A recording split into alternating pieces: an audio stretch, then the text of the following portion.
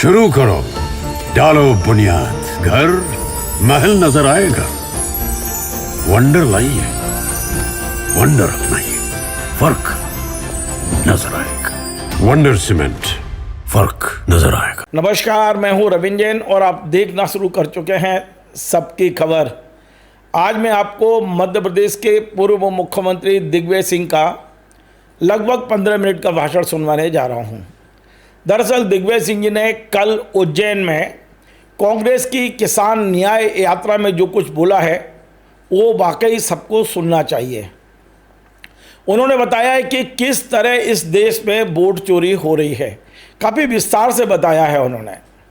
दिग्विजय सिंह का दावा है कि मध्य प्रदेश में 230 सीटें हैं और इस 230 विधानसभा सीटों में जब मतदान होता है और जब पोस्टल बैलेट जो एक तरह कहना चाहिए जो सीट पर होते हैं, जो ऑफलाइन होते हैं, उसका परिणाम जब आता है तो मध्य प्रदेश में 199 सीटों पर कांग्रेस आगे रहती है।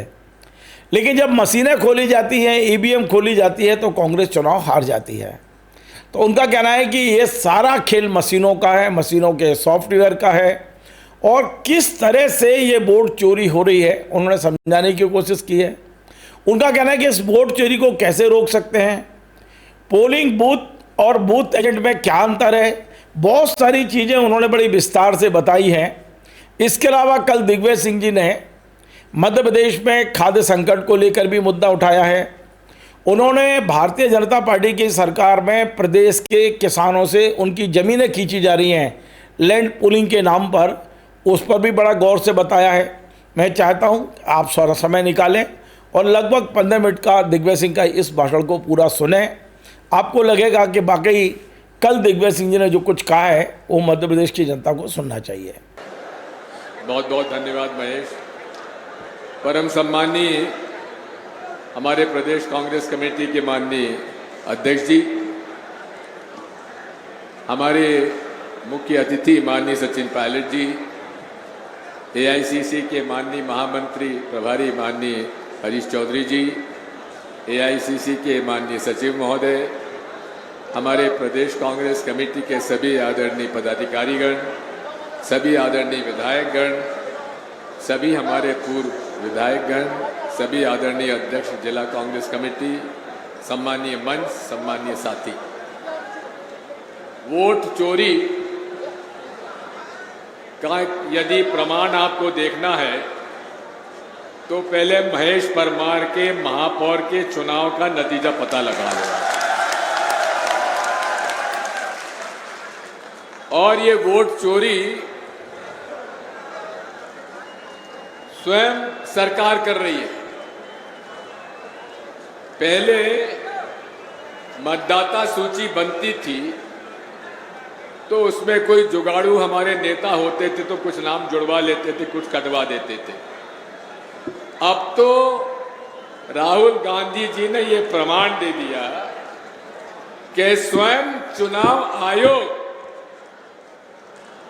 वोटों की चोरी कर रहा है। अब आप समझ लीजिए कि लोकतंत्र में अगर निष्पक्ष चुनाव नहीं होगा तो लोकतंत्र बचने वाला नहीं है। अब ये वोट चोरी होती कैसे है? पहले तो हमारे जितने भी कांग्रेस के कार्यकर्ता हैं उनको समझना पड़ेगा कि पोलिंग बूथ एजेंट और बूथ लेवल एजेंट में फर्क क्या होता है। हमारे अधिकांश कांग्रेस के वर्कर तो छोड़ो, नेता लोग नहीं जानते कि पोलिंग बूथ एजेंट और बूथ लेवल एजेंट में फर्क क्या है। पोलिंग बूथ एजेंट वो होता है जो कि चुनाव के दिन हमारे उम्मीदवार का वहां पे प्रतिनिधि बन के पोलिंग बूथ पर बैठे, और बूथ लेवल एजेंट वो होता है पार्टी का जो 5 साल वोटर लिस्ट की गड़बड़ी को ना होने दे और वोटर लिस्ट पर ध्यान दे।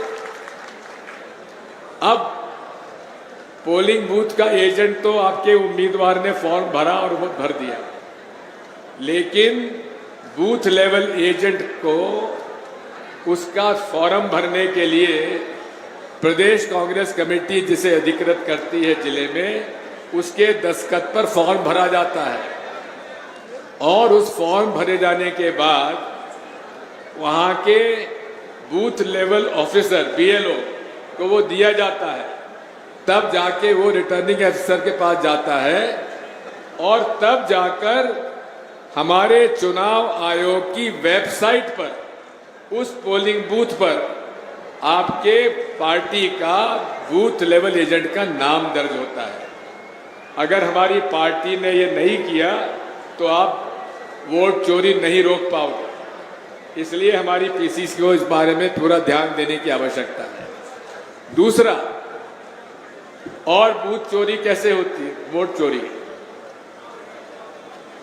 हमारे चुनाव हो रहे हैं और जिस दिन विड्रॉल डेट निकलती है उस दिन मतदाता सूची आपके उम्मीदवार को मिल जाती है, लेकिन वो मतदाता सूची आखिरी नहीं होती है।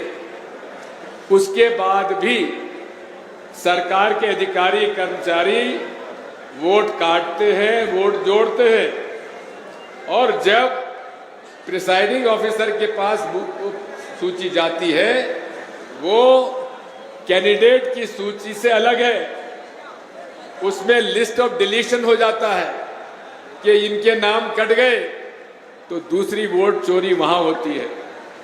और तीसरी वोट चोरी तो अब चुनाव आयोग खुद कर रहा है, जो पूरे तरीके से एक एक व्यक्ति के नाम अलग अलग पोलिंग बूथ पे जोड़ रहा है और एक व्यक्ति के नाम बार बार दूसरी पोलिंग बूथ पे जोड़ देते हैं, उस बूथ पे जोड़ देते हैं।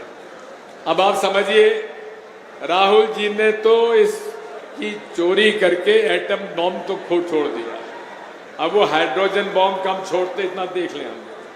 लेकिन प्रश्न इस बात का ही है कि खुद चुनाव आयोग, हमारा आरोप है कि वो भारतीय जनता पार्टी के सरकार के नियंत्रण में ये चोरी करा रही है।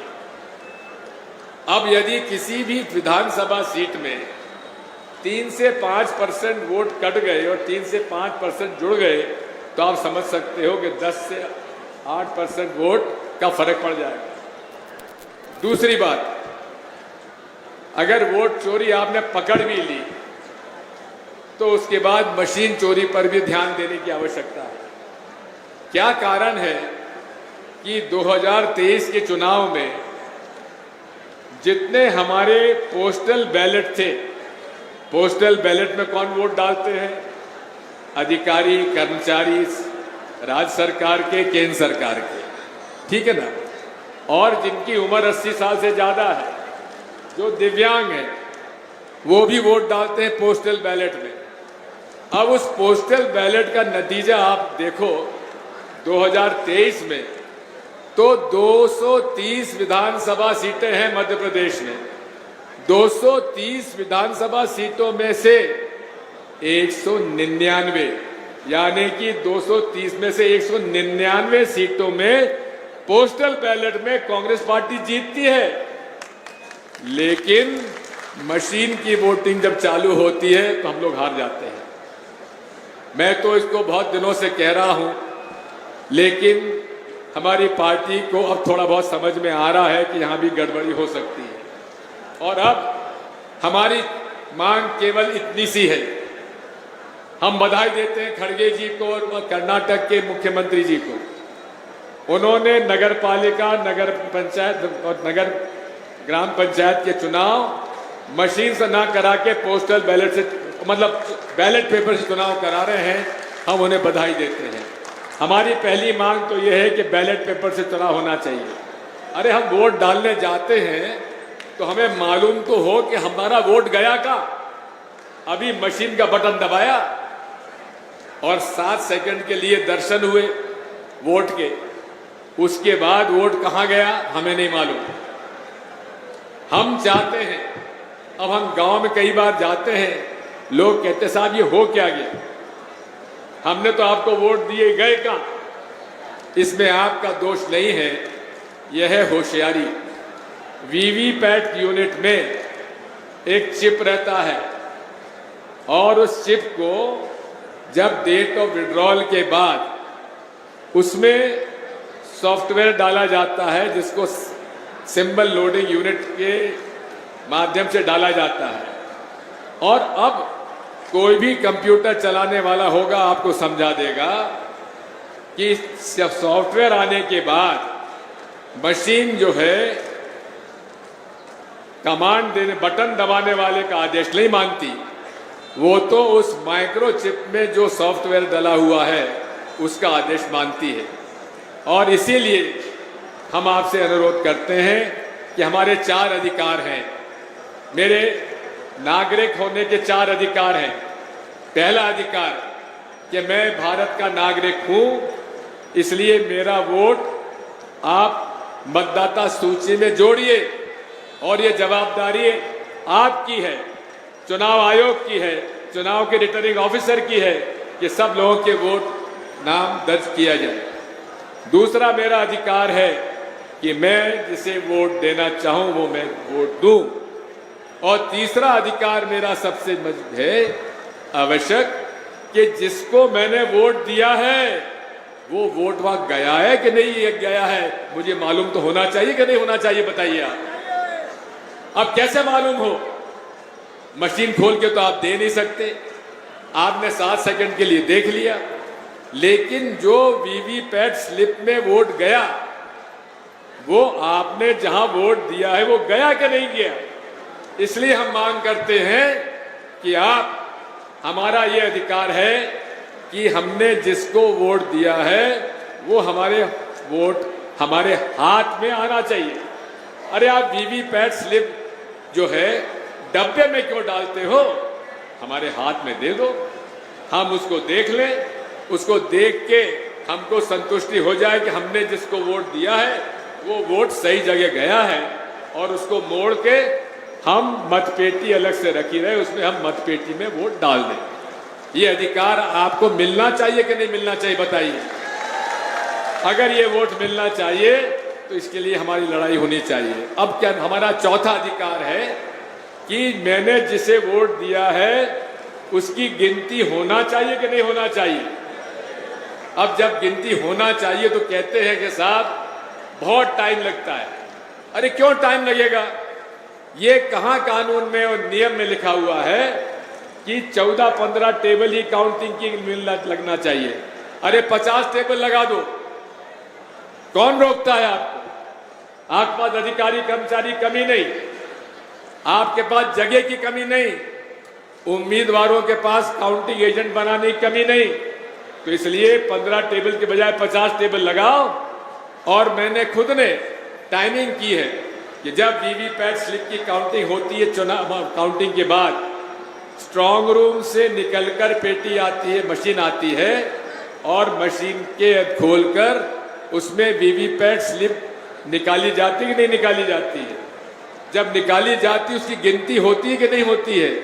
मैंने टाइमिंग की है, 40 मिनट से 47 मिनट तक ज्यादा काउंट नहीं करना पड़ता। इसलिए अगर आपने 50 टेबल लगा दी और कोई भी असेंबली में ज्यादा 250 से 350 बूथ होते हैं, आप आसानी से ज्यादा 7 राउंड के अंदर आप काउंटिंग पूरा कर सकते हैं।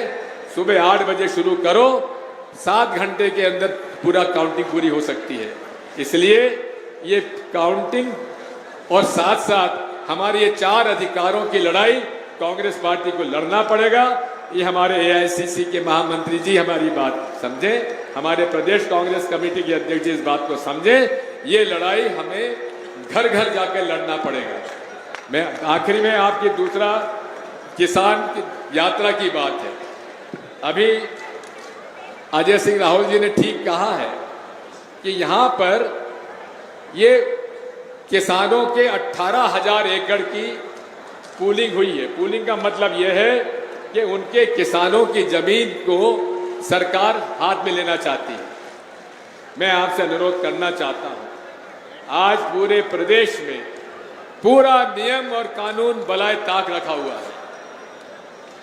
जहां हर शहर में हर 10 साल के अंदर मास्टर प्लान बनना चाहिए, मास्टर प्लान नहीं बन रहा है। और अब उज्जैन, देवास और इंदौर का एक रीजन ऐसा तैयार हो गया है कि यहाँ जमीनों में आग लग रही है। अब जमीनों में आग लग रही है तो यहाँ भारतीय जनता पार्टी के मंत्री, मुख्यमंत्री, नेताओं में ही संघर्ष शुरू हो गया है। किसकी चले, किसकी जमीन पर ज्यादा कब्जा हो, ये वोट चोरी के साथ साथ जमीन चोरी के भी अभियान पूरा प्रदेश में भाजपा चलाई हुई है। इसके खिलाफ लड़ाई हमें लड़ना है। अभी हमारे राहुल जी कह रहे थे, अजय सिंह जी, अरे 10 साल हम मुख्यमंत्री रहे, हमारे सुभाष यादव जी हमारे कृषि मंत्री रहे। पूरे प्रदेश में 10 साल में हमारी खाद वितरण केवल समिति, प्राथमिक सेवा समिति के गोदाम से बढ़ती थी। अब वहां क्यों नहीं बढ़ती है?